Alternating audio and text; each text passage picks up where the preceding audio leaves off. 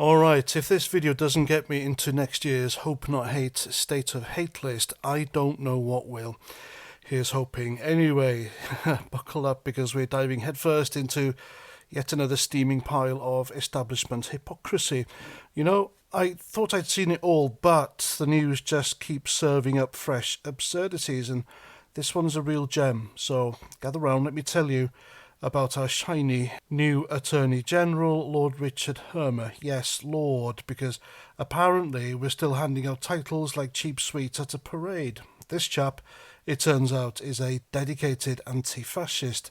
Sounds noble, doesn't it? Until you dig a little deeper and find out he's been cozying up with Nick Lowles, the head honcho of that oh-so-virtuous outfit, Hope Not Hate. Now, for those of you who've been living under a rock or maybe just enjoying a blissful holiday from the madness of modern politics, lucky bastards, Hope Not Hate is one of those groups that loves to wrap itself in the flag of righteousness while pointing fingers at anyone who dares disagree with them. Anti-fascist, they say. Sounds grand, doesn't it? Who could possibly be for fascism? But here's the thing. Their idea of fascism seems to include anyone who doesn't nod along to their particular brand of sanctimonious bollocks. And our Attorney General, oh, he's not just a fan, he's practically their mascot. Now, according to what people are saying on X, and trust me, it's buzzing like a kicked-over beehive, Lord Hermer didn't just bump into Nick Knowles at a coffee shop. Oh no, he attended meetings with the man, back when they were both tied to Searchlight, a radical leftist publication that's about as subtle as a sledgehammer in a china shop. In fact, word is, Hermer and Lowles were so chummy, they practically set up Hope Not Hate together before it spun off into its own little empire of moral superiority.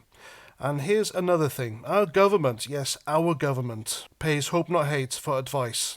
Advice on what exactly? How to spot a fascist under every bed? How to silence anyone who dares speak out of turn? Who knows? It can be good. Now, let's pause for a moment and consider what this means. The Attorney General, the top legal officer in the land, the one meant to uphold justice with an impartial hand, is palling around with a group that's made a cottage industry out of smearing people they don't like. And who's caught in the crosshairs? Well, take a wild guess. Tommy Robinson, Stephen Yaxley Lennon, as they like to say on the left, claims he's been targeted by none other than Nick Lowles himself, who sent a dossier to the Attorney General to have him prosecuted for contempt of court. Coincidence? Or just another day at the office for the anti-fascist brigade? Now, I'm not here to defend Tommy Robinson's every word or deed. Lord knows he's a bit of a lightning rod, isn't he? But when you've got the Attorney General playing footsie with a group that's got him in their sights, you've got to ask, is this justice or is it a vendetta?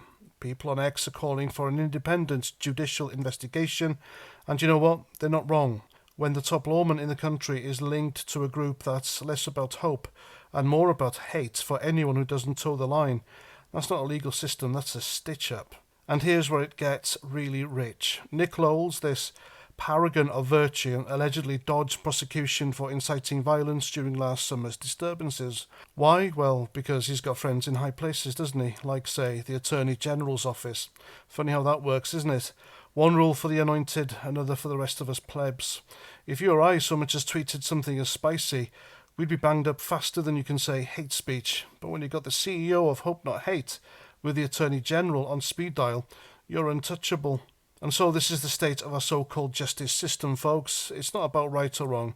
It's about who you know and what team you're on. If you're waving the anti-fascist flag, you get a free pass to smear, harass, and maybe even incite a bit of trouble.